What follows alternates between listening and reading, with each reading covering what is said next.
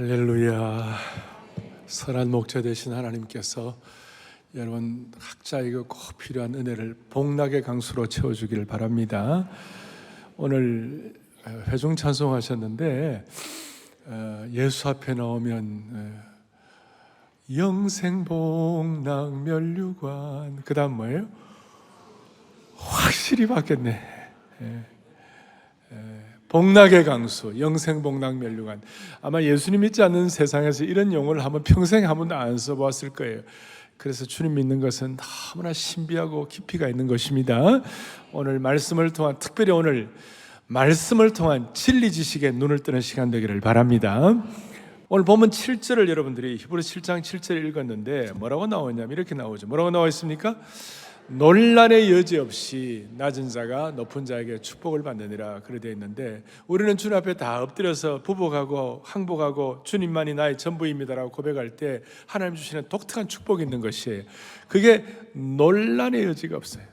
말할 것도 없이, 의심할 여지가 없이, 영어로 말하면 without doubt, 의심할 여지가 없이, 오늘 의심할 여지가 없이 진리 지식을 깨닫는 시간 되기를 바랍니다. 오늘은 예수님은 누구신가 여섯 번째, 그리고 오늘은 특별히 멜기세덱. 아마 우리 가운데 멜기세덱이 누군가, 멜기세덱을 아십니까? 그랬는데 어떤 분이 그러다, 멜기세덱 목사님 세덱 이름입니까? 여러분 그런 게 아니고, 오늘 멜기세덱은 오늘 여러분들이 귀를 좀 쫑긋해가지고 진리 지식에 대해서 눈이 열리는 시간 되기를 바라는 것이에요. 오늘 배경은 어떻게 되느냐 하면, 여러분 믿음의 조상 아브라함이 이제 소식을 들었어요. 뭐냐면 자기 조카, 앞에 13장에 자기 조카 롯이 소돔성에 거했는데, 그돌라오멜이라는 당시 그 근동사회에서는 동방의 제일 강력한 군주였고 동방의 패자였어요. 그 당시로 말하면 그 당시에 알렉산더이고, 또 그 당시에 어떤 징기스칸 같은 그런 아주 강력한 군사력인 힘을 가진 왕이었는데, 이 왕이 이제 늘 그 주위의 여러 나라들로부터 조공을 받는데, 소돔으로부터 받고 이러는데, 이 몇 나라들이 이 왕에게 조공을 안 바치고 이제 약간 반역 비슷하게 하니까 이것들 가만히 두면 안 된다 해가지고, 그 당시에 최고의 그 그돌라멜이 그 소돔성에 쳐들어와 가지고 모든 다 붙잡아가고, 특별히 그 소돔성에는 아브라함의 조카 롯이 있었기 때문에 롯을 붙잡아갔어요. 그러니까 아브라함이 그 소식을 듣고, 야, 이거 내 조카가 저렇게 잡혀가면 되겠나라고 생각하고, 아브라함은 특전사, 그러니까 스와팀, 그러니까 특공대를 길렀어요. 318명의 특공대를 길렀는데, 이 특공대를 데리고 그돌라멜의 그 왕과 그 강력한 그 군대를 쫓아갔어요. 말도 안 되죠, 사실은요. 그 숫자도 말도 안 되고. 그런데 이 사람들은 전승에 취해가지고 밤에 그냥 술 마시고 무방비 상태로 널브러져 있었어요. 그러니까 강력한 특공대 일당백이 쳐들어가니까 318명 앞에 어마떡을 다 그냥 다 완전 패전하고 도망가 버렸어요. 그러니까 이제 그 전리품하고 이제 이런 것들을 가져오는데, 가져오면서 두 왕을 만났어요. 두 왕을 만났는데, 먼저는 누굴 만나냐? 소돔왕을 만났어요. 소돔왕 21절에 보니까 나오죠. 소돔왕을 만났는데, 소돔왕이 아브라함이 이르되 사람은 내게 보내고 물품은 너가 가져라 그랬어요. 그러니까 23절에 너의 말이 내가 아브라함으로 치부하게 하였다 할까여 내게 속한 것은 시로라기 하나 들매끈 하나도 내가 가지지 아니하겠다. 그러니까 오늘은 좀 센 말들이 많이 나와요. 그러니까 논란의 여지 없이, 그 다음에 실오라기 하나도 내가 놓치지 아니하고, 들매끈이란 것은 신발을 묶는 끈이에요. 그러니까 아브라함은 신발끈 하나라도, 실오라기 하나라도 소돔왕이 주는 거, 네가 주는 거 내가 안 받겠다 이거예요. 그러니까 이게 무슨 뜻인가 하면, 마치 소돔왕이 자기가 아브라함에게 재산을 주는 것처럼, 그렇게 이제 자기 걸 가지고 생색내는 것처럼 그렇게 하는 거예요. 그러니까 아브라함의 입장에서는 이 전리품을 받아가지고 아브라함이 치부하였다. 그 절품을 다 받으면 그 당시에 고대 근동 사회에서는 아브라함이 가장 강력한 부자가 되는 것이에요. 어느 정도 부자가 되는가? 요즘 우리식으로 하면 일론 머스크라든지 빌 게이츠 같은 그런 부자가 될 가능성이 있는 그런 물품이었는데 아브라함이 안 받겠다. 그 이유는 내가 사람으로부터 내가 받아가지고 내가 부자가 되겠냐? 그렇게 하지 않겠다.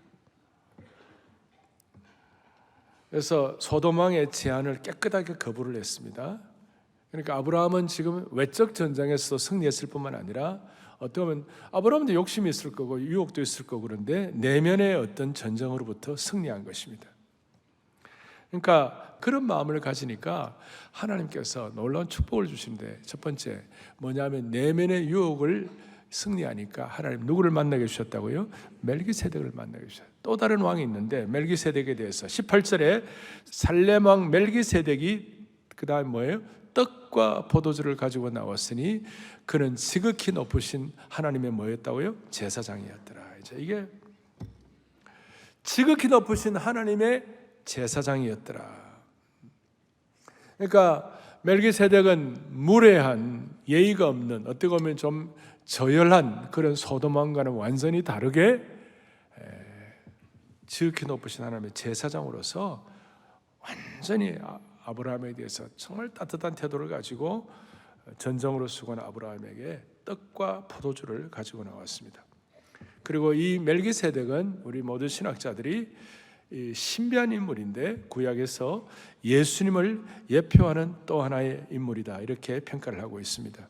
그리고 멜기세덱을 대부분 여러분 잘 모르신다고 그랬잖아요. 잘 모르시는데 성경에 3번 나옵니다. 오늘 창세기 14장이 나오고 그 다음에 다윗이 시편 110편에서 또 나오고 그 다음에 구약을 해석한 신약의 히브리서가 있는데 히브리서 5장, 6장, 7장에 걸쳐서 아주 다양하게 나오면서 우리에게 멜기세덱이 어떤 분인가를 말씀하고 있습니다. 자세히 나오는데도 우리가 잘 모르는 경우가 많은데 히브리서에서 멜기세덱에 대해서 어떻게 제대로 표현하고 있느냐 여러분들이 아까 봉독했습니다마는 히브리서 7장 1절부터 3절까지 우리가 한 절 한 절을 보면서 오늘 아브라함 창세기 14장 이 사건이 히브리서 기자가 어떤 식으로 해석을 하는지 같이 한번 살펴보도록 하겠습니다. 히브리서 7장 1절을 다 같이 봅니다. 이 멜기세덱은 살렘 왕이요 지극히 높으신 하나님의 제사장이라 여러 왕을 쳐서 죽이고 돌아오는 아브라함을 만나 복을 빈지라. 이제 이해가 되시죠? 요거. 그 다음 2절 보겠습니다. 계속 아브라함이 모든 것의 10분의 1을 그에게 나누어 주니라. 그 다음 그 이름을 해석하면 먼저는 의의 왕이요 그 다음은 살렘 왕이니 곧 평강의 왕이요. 그리고 좀 더 자세하게 멜기세덱의 설명하는 게 있는데 3절에서 확실하게 설명을 크게 보겠습니다. 아버지도 없고 어머니도 없고 족보도 없고 시작한 날도 없고 생명의 끝도 없어 하나님의 아들과 닮아서 항상 제사장으로 있느니라. 아멘. 자, 이 멜기세덱에 대해서 3절에서는 설명하는 것이 누구에게 설명하냐면 멜기세덱에 대한 설명이에요. 그는 뭐가 없고요? 아버지도 없고 그 다음 뭐예요? 어머니도 없고 그 다음 또 보니까 족보도 없고 시작한 날도 없고 생명의 끝도 없어 하나님의 아들과 닮아서 항상 뭐로 있다고요? 제사장으로 있느니라. 이렇게 설명을 하고 있습니다. 그래서 제가 이 시간 지금부터 약간 한 3분 정도 제가 여러분들에게 신학적으로 멜기세덱이 왜 중요하고 멜기세덱은 우리에게 누구인가에 대해서 좀 정확하게 좀 말씀을 드릴 테니까 조금만 공부하듯이 좀 집중해 주시겠습니다. 할 수 있겠습니까? 자, 멜기세덱이란 말은 첫째 복합어예요. 멜렉이라는 말과 그 다음에 세덱이라는 말, 세덱라는 이 두 단어가 복합되는데 그래서 멜기세덱인데 멜렉이라는 말은 히브리어로 왕이라는 뜻이고 세덱이라는 이거는 뭐냐면 정의다 이런 뜻이에요. 그러니까 멜기세덱은 복합어로 뭐라고요? 정의의 왕이시다, 의의 왕이시다 그랬죠? 그 다음에 또 멜기세덱은 또 살렘 왕이요 그랬죠.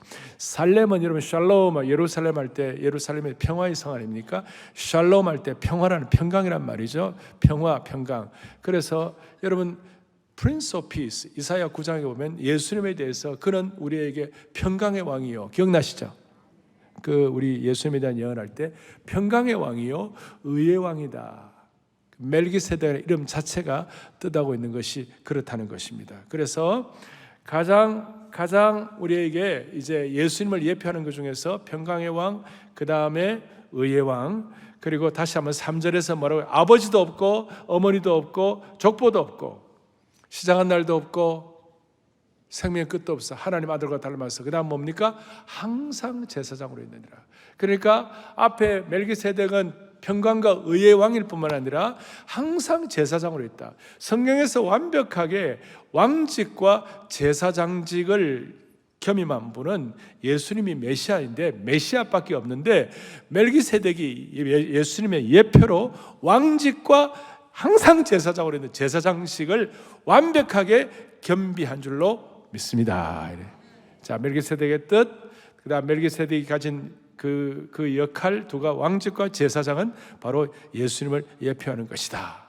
여기에 대해서 다윗이 깨닫고, 여러분 다윗도 예수님의 예표라고 그랬는데, 다윗에 대해서 사도행전 2장에 보면 베드로가 다윗에 대한 설교할 때 그는 선지자 중에 하나라고 그랬어요.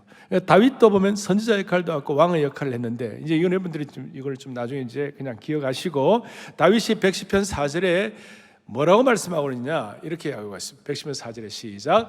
여호와는 맹세하고 변하지 아니하시리라 이르시기를, 그 다음에 너는 멜기세덱의 서열을 따라 영원한 제사장이라 하셨도다. 아멘.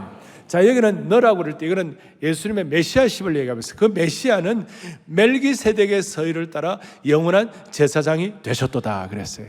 이 서열이란 말은 오더인데, 요즘 반차, 그러니까 뒤에 이제 반차란 말이 나오는데, 내가 또 반차니까 1분 맞추고 난 다음 젊은이들은 목사님 휴가 내는 반차입니까? 또 그러더라고요. 여러분, 그 반차가 아니고 서열이다. 서열이다. 뭐 크게 보면 족보도 이런 것 포함되는 다 되는 건데요. 그러니까 메시아가 멜기세덱의 반열에서 제사장으로 온다는 뜻인 거예요. 무슨 말인가 하면, 여러분 율법에서는 제사장이 되려면 어떻게 하면 될 수 있죠? 좀 신경 좀 써야 됩니다. 율법에서는 누가 제사장이 되는 겁니까?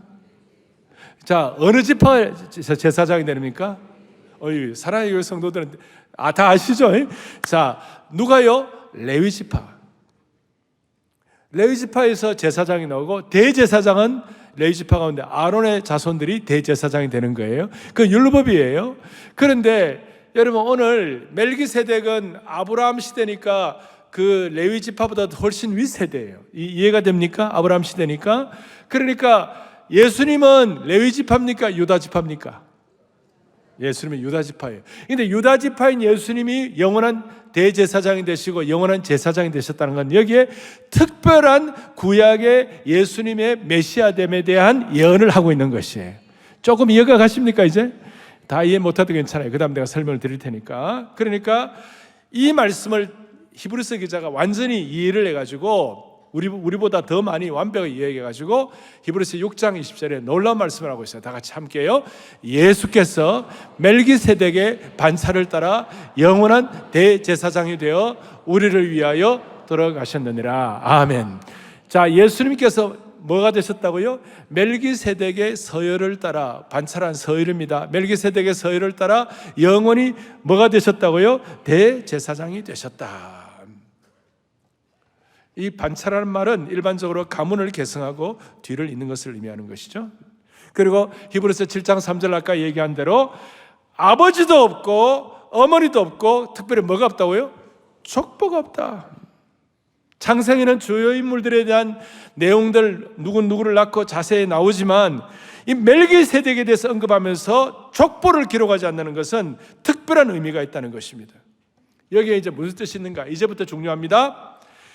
멜기세덱에 대해서 족보를 누락시킨 것은 거기에 예수 그리스도에 대한 섭리적인 의도성을 보여주고 있어요. 이 용어는 이제 오늘 매주 예수님은 누구신가에 대해서 알 때마다 새로운 용어들을 하나씩 여러분들이 봤는데, 오늘은 특별히 관심을 가져야 할 섭리적인 의도성. 이 섭리적인 의도성, 그러니까 하나님께서 멜기세덱을 통하여 예수 그리스도를 예표하시고, 멜기세덱이 하는 그 일이 바로 예수 그리스도의 메시아심을 상징하고, 예수님은 그것 때문에 유다 지파에서 제사장이 되시고 레위 지파가 아니고, 그리고 어떤 경우에도 예수님은 족복 없는 분이시다. 이해가 됩니까? 하나님이시니까. 그리고 이 모든 일들을 통하여 섭리적인 의도성을 보여주다는 것, 어떤 뜻인가 하면, 멜기세덱에서 예수 그리스도까지 그 긴 기간 동안 아무런 반차와 계승이 없다는 것이고, 이 반차는 오직 그리스도 예수에게만 영원히 주어진 것이라고 생각하고, 그래서 멜기세덱이 예수님의 예표임을 말씀할 때 예수님이 의의 왕이시고 평강의 왕이시고 하나님의 사람 사이의 중보자이시고 실제적으로는 아브라함에게서 참된 복을 주시는 예수님을 예표하는 것인데, 그래서 제가 이제 성경의 의도서를 가지고 설명을 하는 건데 자막을 만들었어요. 시작. 그분은 의의 왕, 평강의 왕이시고 시작과 끝이 없는 분이시고 불멸의 생명을 가지신 분이시고, 계속요, 결코 죽지 않아 교체될 필요가 없는 분이시고, 계속 아브라함보다 높고 레위보다 더 위대하신 분이시고, 그리하여 아브라함을 축복하고 아브라함에게 11조를 받았던 분이시다. 그 다음에 더 이상 이런 완벽한 대제사장이 없다. 자, 이런 모든 내용들은 하나님의 섭리적 의도에 포함된 것이에요. 그리고 여기에 나온 이런 내용과 용어들이 옛날에 예수 믿지 않았을 때 나하고 전혀 상관없는 용어였어요. 그런데 오늘 이 말씀을 여러분들이 깨닫고 이 용어들을 믿을 때 오늘 이 용어들이 여러분의 것으로 체화될 수 있도록 놀라운 하나님의 신비와 섭리적인 의도가 있다는 사실이에요. 조금 더 깊이 들어가면 섭리적 의도를 우리식으로 얘기하면,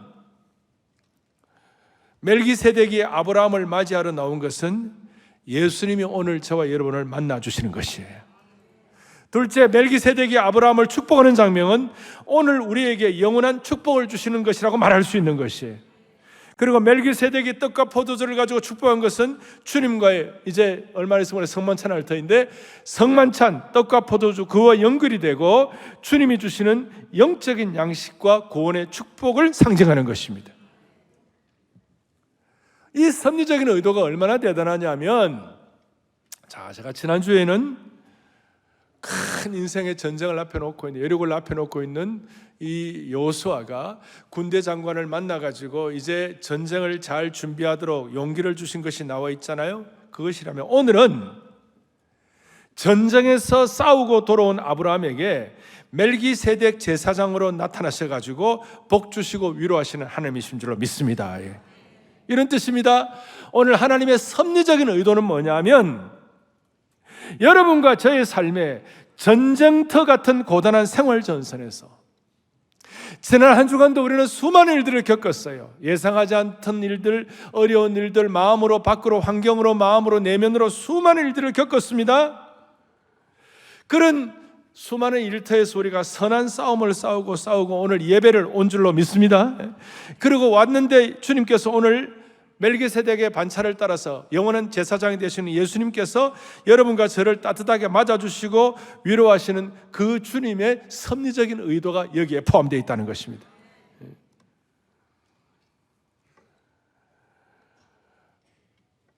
구약의 레위기는 제사제도를 말씀하고 거기에 우리의 죄가 어떻게 씻기는지 과거 이스라엘 백성들의 내용이 나오고 이스라엘 백성을 레위 지파 얘기합니다만은, 히브리서의 오늘 이 내용은 하늘 성소, 예수님이 대제사장 되시고 그의 피로 한 번에 영원한 속죄가 되어 주셔가지고 하늘 성소의 눈이 열린 자마다 오늘 섭리적인 의도를 가지고 멜기세덱을 만나 축복을 받았던, 전쟁 후에 축복을 받았던 아브라함의 축복을 오늘도 우리가 그대로 누릴 수가 있다, 이것입니다. 이거는 너무 신비한 것이고 조금 더 깊이 은혜의 성층권에 올라가는 것이에요.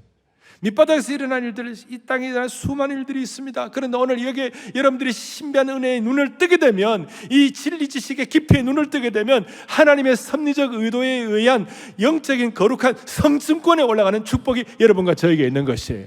무슨 말이냐? 아무것도 아닌 인생이, 연약한 인생이, 부족한 인생이, 초라한 인생이, 어떻게 보면 비참하고도 참담한 인생들이라 할지라도 이 섭리적 의도에 의한 하나님의 계획과 의도를 깨닫고 하나님의 신비의 눈을 열면 항상 살아서 우리를 위하여 대제사장 되시고 축복하신 그 은혜를 우리의 것으로 채워할 수가 있다는 것이에요. 그래서 제가 지금 다시 한 번 더 강조합니다. 항상 살아서 우리를 간구하시는 대제사장이요 중보자신 예수님을 믿어야 되는 것이에요. 그래서 오늘 히브리서 7장 본문의 마무리 뒤에 7장 25절에 제가 시간이 없어서 다 못하지만 7장 25절에 또박또박 결론 부분에 시작. 그러므로 자기를 힘입어 하나님께 나아가는 자들을 온전히 구하실 수 있으니 이는 그가 항상 살아계셔서 그들을 위하여 간구하심이라. 아멘. 잘 보세요.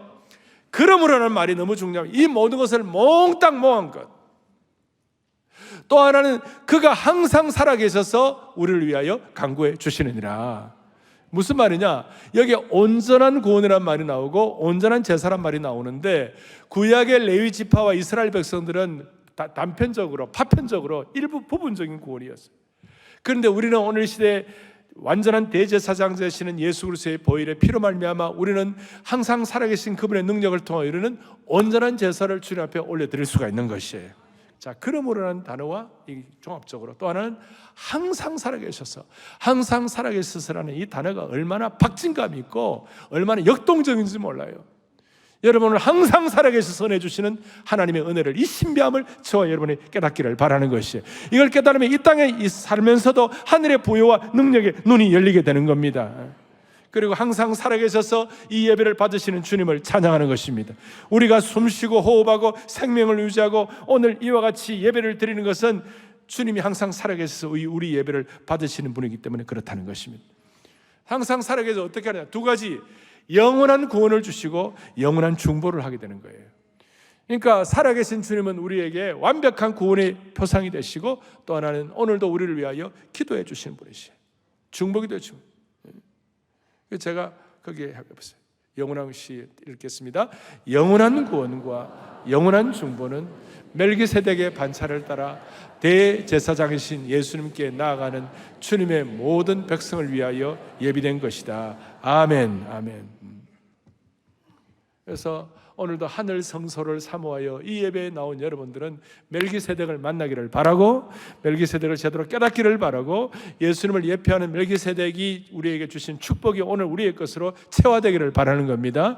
이걸 깨닫는 사람들은 히브리서 4장 14절부터 16절, 옛날에 신앙의 선배들도 얼마나 어려웠고 문제가 많았어도 이 내용을 가지고 늘 기뻐하고 감사하고 그래도 실패하지 않는 삶을 살아가게 된 거예요.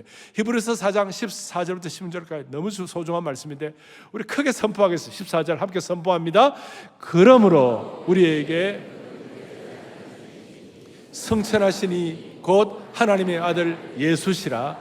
우리가 믿는 도리를 굳게 잡을지어다. 아멘. 예수님을 통하여, 큰 대제사장 되시는 예수님을 통하여 여러분 믿는 도리를 굳게 잡기를 바랍니다. 하나님의 섭리적 의도를 깨닫기를 바랍니다. 은혜의 성층권에 올라가야 합니다. 15절 16절 보겠습니다. 우리에게 있는 대제사장은 우리의 연약함을 동정하지 못하실 리가 아니시요 모든 일에 우리와 똑같이 시험을 받으시니로되 죄는 없으시니라. 무슨 말입니까? 먼저 우리가 축복받는 것은 주님은 우리의 연약함을 다 알고 계신다 이거예요. 16절 다 같이 보면 그런 은혜 때문에, 그러므로 또 나옵니다. 시작. 그러므로 우리는 긍휼하심을 받고 때를 따라 돕는 은혜를 얻기 위하여 은혜 보좌 앞에 담대히 나아갈 것이니라. 아멘, 아멘, 아멘. 어떤 환경과 경우, 어떤 상황이 있다 할지라도 때를 따라 돕는 은혜의 보좌 앞에 나가는 것이 하나님이 우리를 향한 섭리적 의도라는 것이에요. 이런 뜻입니다. 가정에 무거운 짐을 지고 고통하고 괴로워하는 어머님들의 모든 탄식을 들어주시는 하나님이시라는 것이에요. 압제받는 자들의 모든 슬픈 하소연을 들어주시는 대제사장이시라는 거예요. 괴로움 가운데 있는 모든 자들의 신음소리를 새겨 들으시는 멜기세덱이신 거예요. 특별히 가난한 자들의 부르짖음을 들으시는 분이시고, 과거에 50년대, 60년대, 70년대 우리나라 가난했을 때, 그때 예수 믿고 수많은 사람들이 주님 앞에 돌아와가지고 하나님, 나는 너무 가난합니다. 나는 먹고 살 길이 없습니다. 나는 주님밖에 없습니다라고 주님 앞에 메어달리고 기도하고 나아가는, 때를 따라 돕는 은혜의 보좌를 믿고 나가는 그분들의 삶을 하나님은 정말 삶을 정돈시키시고 안정시키시고 경제적으로도 안정하게 하신 주님이심을 우리는 믿습니다. 알겠습니까? 수많은 그런 간증을 하는 우리 주위에 옛날에 있었던 그런 신앙의 선배들이 많이 계세요. 그분은 마음이 상한 자들의 모든 슬픔을 들어주시는 멜기세덱이에요. 이 모든 것들은 그분 자신이 제물되어 하늘 성소에서 온전한 희생 제물로 올려드린 그 대제사장적 사역에 근거하여 받은 은혜라고 믿어야 되는 것이에요. 따라서 우리는 때를 따라 돕는 은혜를 주시는 주님 앞에 나아가는 하나님의 거룩한 섭리적 의도를 우리가 깨달은 주의 백성들이 되기를 바라는 겁니다. 특별히 우리의 영원한 대제사장신 예수님은 어느 정도 수준까지 우리를 섭리적 의도로 도우시는가? 히브리서 5장 2절, 바로 이어서 히브리서 5장 2절에 다 같이 봅니다. 그가 무식하고 미혹된 자를 능히 용납할 수 있는 것은 자기도 연약에 휩싸여 있음이라. 놀라운 말씀이에요. 저는 성경에 이런 내용이 있다는 것 자체가 너무 축복이라고 생각해요. 여러분, 그가 어떤 사람, 첫 번째 어떤 사람이에요? 무식한 사람들, 진리 지식도 없는 사람들, 또 날마다 실패하고 미혹된 자들, 그들조차도 이 하나님의 섭리적 의도에 눈을 뜨고 대제사장 되시는 멜기세덱 되시는 그분 앞에 나오기만 하면, 때를 따라 돕는 은혜의 보좌에 나오기만 하면 하나님이 베풀 만한 자비를 베풀어 주시는 것이에요. 미혹된 자들, 무식한 자들을 용납한다는 어떤 뜻입니까? 그는 부족한 사람도, 공고한 사람도, 참담한 사람도, 또 연약한 사람도, 또 위대한 사람도, 선한 사람도, 유혹에 빠진 사람들도, 고통의 중에 있는 사람들도 다 예외 없이 맞춤형 은혜로 다 도와주신다는 것이에요.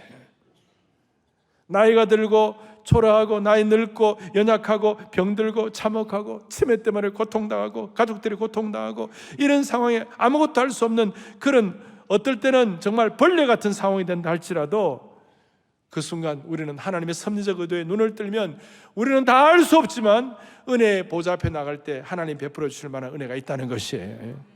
그리고 더 중요한 것은 히브리서 5장 5절 6절에 바로 이어서 5장 5절 6절 크게 여러분 선포합니다. 그대로 됩니다. 5절 함께요. 또한 이와 같이 그리스도께서 대제사장 되심도 스스로 영광을 취하심이 아니요 오직 말씀하시니야 그에게 이르시되 너는 내 아들이니 내가 오늘 너를 낳았다 하셨고 6절 다 함께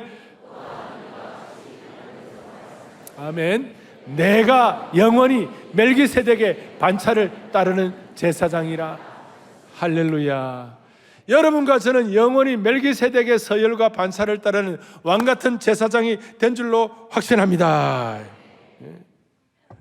주님 과거의 구약의 대제사장들은 가슴에 이게 흉배를 붙이고 어깨에는 호만으로 장식하고 그러는 게 있어요. 지금도 주님은 우리를 완벽히 중보하시고 멜기세덱의 반차를 따른 제사장의 은혜를 깨닫는 하나님 백성들에게 여러분과 저의 이름을 오늘 흉배에다 다 붙이시고 그 제사장 어깨에 호마노에다가 거기다 여러분들 저의 이름을 다 새기고 지금도 우리를 위하여 항상 살아서 중보하여 기도하시는 그 주님이심을 믿을진데 우리는 멜기세덱에게 받은 아브라함의 받은 축복을 우리의 것으로 삼을 수 있다는 것이에요. 특별히 우리의 이름을 새기시고 마귀의 참소를 변호해 주시는 것입니다. 우리를 변호하시고 우리를 도우시는데 그 우리를 도와주시는데 적당히 도와주시는 것이 아니에요. 아까 소도망 점을 던지듯이 적당히 그렇게 하지 아니하고 큰 대제사장이신 주님은 오늘도 지혜롭고 인격적으로 예의를 갖추시고 우리를 도우시고 깊이 있고 감동 있고 고귀하게 우리를 도와주시는 대제사장 되시는 예수 그리스도임을 믿습니다. 그렇게 도우실 때 우리에게는 꿈을 주시고 이상하게 지혜가 생기고 우리는 노출하고 부족하지만 영광스럽고 은혜롭게 우리의 삶을 살아가도록 섭리적인 의도를 가지신 주님을 찬양하는 것이에요. 오늘 이 멜기세덱에 대해서 여러분들 오늘 다 이렇게 좀 이해가 안 되면 나중에 이 내용을 다시 한번 여러분들이 들어보시고 여러분 것으로 소화하실 때 무슨 일이 벌어지는가? 하늘의 부요가 여러분의 것으로 체득되는 것이에요. 하늘의 부요가 놀라운 하늘의 부요에 눈을 뜨게 해주시는 거예요. 창세기 14장 19절에 아까 본문에 같이 보죠. 그가 아브라함에게 축복하여 이르되 천지의 주제이시여 지극히 높으신 하나님이여 아브라함에게 복을 주옵소서. 할렐루야. 천재의 주제이시오. 지극히 높다는 말은 엘 엘론이라고 그러는데, 이 엘 엘론이란 지극히 높으신 하나님께서 아브라함에게 복을 주심으로 말미암아 아브라함에게 하나님은 엘샤다이의 하나님, 전능하신 하나님, 우리로 하여금 왕같은 제사장의 삶을 살게 하신 하나님, 우리로 하여금 은혜의 성층권에 올라가게 하신 하나님, 하늘의 부유에 눈이 열리도록. 하늘의 부유가 너무 크니까 아브라함은 세상의 유혹에 조금 초연할 수 있었어요. 오늘도 이와 같이 하늘의 부유에 너무 눈이 열리니까 세상에 대해서는 조금 우리가 차원이 다를 수 있어요. 하늘의 부유에 눈이 열리니까 무슨 일이 벌어집니까? 세상 사람들이 보는 어떤 수준과 우리가 보는 수준이 달라요. 예를 들어서 하늘의 부여에 눈이 열린 사람은 자연도 그냥 안 보이는 거예요. 하늘의 부여에 눈이 열린 사람은 야생화 하나라도 그냥 안 보이고, 이거 하나님의 부여가 너무 그래요. 너무 신기하게 보이는 거예요. 물질 하나라도 하늘의 부여에 눈이 열린 사람은 세상에 저 도박해가지고 1억 단 사람과 우리가 하늘의 부여에 대해서 눈이 열려가지고 100만 원을 얻은 사람과 그 1억보다도 하늘의 부여에 눈이 열린 사람 100만 원이 훨씬 더 소중한 것이에요. 훨씬 더 가치가 있는 것이에요.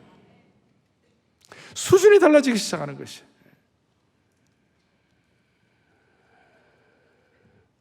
사랑하는 형제자매 여러분, 우리에게 큰 대제사장 되신 예수 그리스도, 족보도 없고 모든 것이 없지만 우리를 위하여 영원한 메시아의 족보를 가지시고 우리에게 나타나신 예수 그리스도, 그분 때문에 아브라함이 멜기세덱을 통하여 받았던 하늘의 지극히 높으신 엘 엘론의 하나님, 엘샤다의 하나님 축복을 받고, 또 구체적으로는 육신적으로는 떡과 포도주, 전쟁에서 피곤하고 지치고 돌아온 그 영혼에게 떡은 목숨을 위하여, 포도주는 다시 마음의 환희와 기쁨을 가져오게 하는 것인데, 떡과 포도주의 축복을 주시는 그 주님이 오늘도 우리의 삶의 주인이심을 믿어야 되는 것이에요. 그래서 여러분들과 저는 아침에 일어나면 주님 앞에 기도하는 것 중에 하나님, 하늘의 부유에 눈이 열리는 이 하루가 되게 해 주십시오. 하나님의 창조 세계에서 일어나는 수많은 일들 가운데 오늘 하루도 하늘의 부유를 점점 많이 배워나가는 하루가 되게 하여 주시고, 특별히 저뿐만 아니라 우리 온 성도들이 오늘 하루 하늘의 부유를 더 많이 발견하게 하여 주십시오. 그리고 제가 만나는 사람마다, 제가 읽는 성경마다, 제가 접하는 책마다 수많은 과정들을 통하여 하늘의 부유를 깨닫게 하여 주십시오. 밤에 잠자기 전에 하나님, 이 하루도 더 하나님을 발견하고 하늘의 부유에 눈이 열리게 하고 하늘의 부유에 대해서 은혜 주신 이 하루가 되게 하신 것 감사합니다. 그렇게 하면서 저는 잠잘 때 꼭 남북 통일을 위해서 기도합니다. 이 민족이 만주까지 우리의 영향을 끼치게 하여 주십시오.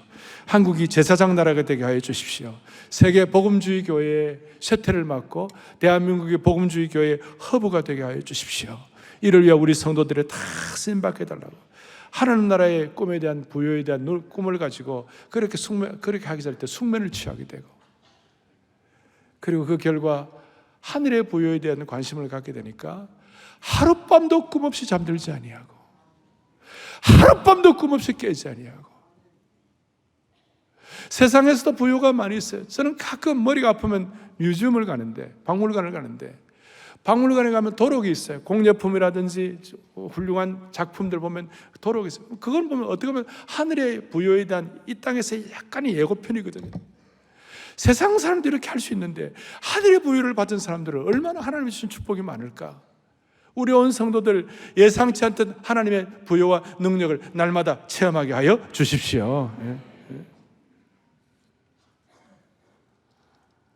그래서 우리는 하늘의 부여에 눈이 열린 사람들이 될 때에 세상에 너무 흔들리지 아니하고 너무 일희일비하지 아니하고 영적인 품위와 거룩한 고품격을 가지고 살아갈 수 있도록,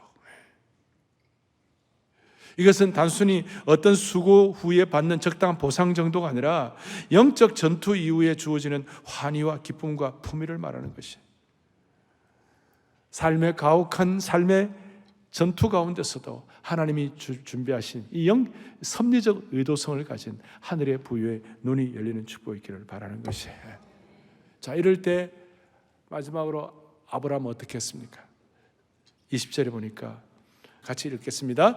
너희 대적을 내 손에 붙이신 지극히 높으신 하나님을 찬송할지로다. 아브라함이 아멘. 여기에 구약의 열의 하나를 구별해 드리는 내용들이 나오고 있습니다. 하나님께 아브라함이 열의 하나를 구별해 드렸는데 제가 질문하겠어요. 겨우겨우 들었을까요? 그 다음에 의무적으로 들었을까요? 아니면 억지로 들었을까요? 아니면 기쁨과 감사로 들었을까요? 어떻게 그래 잘 아십니까? 아브라함은 오늘 이 열의 하나를 구별해 드릴 때 겨우겨우 억지로 의무적으로 강제적으로 드린 것이 아니라 기쁨과 감사로 드렸어요. 이걸 일컬어 뭐라느냐? 예배로 드렸다, 그것이. 예배로 드리는 것이. 오늘 여러분, 우리가 이 예배를 드리고 나오는데 찬양을 통한 예배 다 하지만 아브라함이 열의 하나를 구별해 드렸는데 이거는 율법 이전이에요. 이걸 여러분들이 열의 하나로 하나님 앞에 예배로 드릴 때에 기쁨과 감사로 드릴 때 하늘의 부유가 여러분 것으로 채워지는 것이에요. 너무나 이거는 완전히 다른 차원이에요.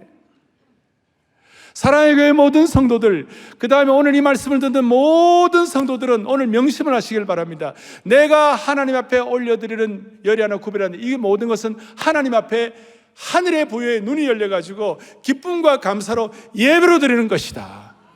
하나님이 내게 승리하게 하신 하나님의 섭리의 의도성에 대해 감격하는 하나의 증거로 드리는 것이다. 여러분, 우리가 운동에 승리하면 트로피를 주잖아요. 그러니까 예배와 주님 앞에 드리는 이 예물은 하나님 앞에서 승리의 트로피가 되는 것이에요. 그러니까 이 트로피를 매주일마다 드릴 때 여러분의 삶이 승리에 대한 감사일 뿐만 아니라 앞으로 승리하게 하실 하나님의 은혜를 기대하면서 드리는 것이에요. 그러니까 제가 아는 어떤 신실한 분들은요, 예배 드릴 때마다 찬양과 할 때마다 오늘 영생복락 면류관 너무 감사한 것이고 말씀은 축복이지만 헌금 드릴 때 미치게 감사하고 기쁘고 너무 즐겁고 너무 축복이 돼가지고 너무 설레가지고 헌금을 드린다는 것이에요. 여러분, 이 사원을 이해만 하면 하나님은 말로도 할 수 없는 주님의 부여로 채워주시는 것입니다. 모든 성도들은, 앞으로 사랑의 교회뿐만 아니라 오늘 한국교회 모든 성도들은 하나님 앞에 우리가 물질이나 예배를 드릴 때 승리의 트로피로 드리시기를 바랍니다. 그럴 때 하나님은 하나님의 부여로 여러분들을 채워주실 것입니다. 어떤 부여로 채워주십니까? 예수님 믿지 않는 사람들은 이 땅의 삶의 모든 삶은 다 우연에 의해서 일어난다. 인생의 90%가 우연에 의해서 일어난다. 우연히 이루어진다. 그러니까 사람들이 우연에서 일어나니까 예수하는 사람들은 점쟁이한테 가고 점보러 가고 어떻게 될 것인가, 사람이 다 우연이라고 생각하니까. 심지어 똑똑하다는 사람들도. 그것은 하늘의 부요가 뭔지를 모르는 사람들, 승리의 트로피가 뭔지를 모르는 사람들, 멜기세덱의 반차를 따라 멜기세덱을 만나는 것, 하나님의 섭리적 의도가 모르는 사람들이 하는 얘기고, 하나님의 섭리적 의도를 아는 사람들은 우리도 마찬가지예요.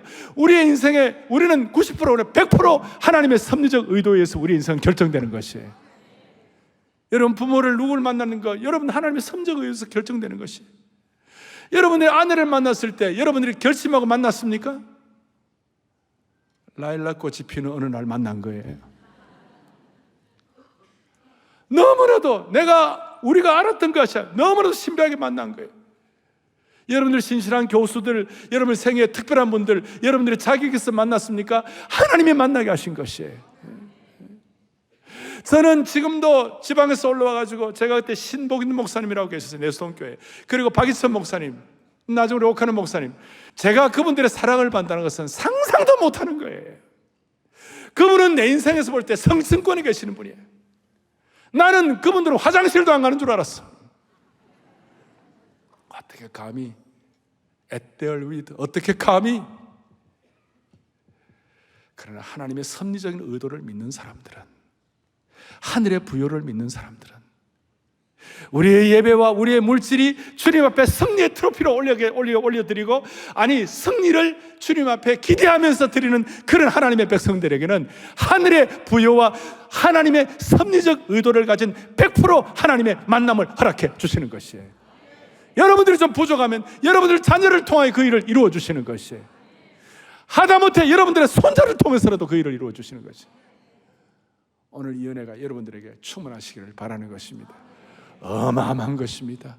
지난 주일은 제가 신비하고 경이롭고 아름답고 이런 말씀을 드렸죠. 오늘은 진리의 깊이가 있고 섭리적인 의도가 있고 하늘의 보유가 있고 감동적이고, 오늘 저는 이 예배에 아마 처음 오신 분도 있을지 모르겠어요. 오늘 내가 초청하고 싶어요. 오늘 이 우리의 삶의 완전한 대제사장 되시는, 메시아 되시는 이 예수 그리스도를 여러분의 생애와 구주로 영접하기만 하면 여러분들의 생애는 떡과 포도주를 주님이 채워주시고, 그 겉으로는 힘들고 어려운 게 있다 할지라도 그 내면의 풍성함은 말로 다 할 수 없고 하늘의 부여로 체험받는, 여러분들을 통하여 하나님 나라의 역사를 지피라는, 하룻밤도 꿈없이 잠들지 아니하고 하룻밤도 꿈없이 깨지 않는 하나님의 신실한 종들로 만들어 주실 것을 확신하는 것입니다. 가슴에 손을 얹겠습니다. 기도하겠습니다. 사랑하는 형제자매 여러분, 오늘 21세기의 멜기세덱을 만나는 하나님의 은혜가 있기를 바랍니다. 환경이 여러분에게 복을 주는 것도 아니에요. 물질과 지도자가 우리에게 복을 주는 것도 아니에요. 영원한 대제사장이신 예수님만이 우리에게 참된 복을 주시는 것이에요. 자비로우신 하나님 아버지, 전쟁터같이 고단한 생활 전선에서 오늘도 선한 싸움을 싸우고 지쳐서 돌아올 때에 멜기세덱의 모습으로 오셔가지고 떡과 포도주를 주시고 위로하시고 하늘의 부유를 채우신 주님을 찬양합니다. 우리가 드리는 예배와 우리가 드리는 물질이 하나님 앞에 승리의 트로피로 감격하여 드리는 헌신이 되게 하실 때 하나님이 하늘에 상상도 할 수 없는 부유로 채워주실 줄로 믿습니다. 예수 그리스도 이름 받들어 간절히 기도 올리옵나이다. 아멘.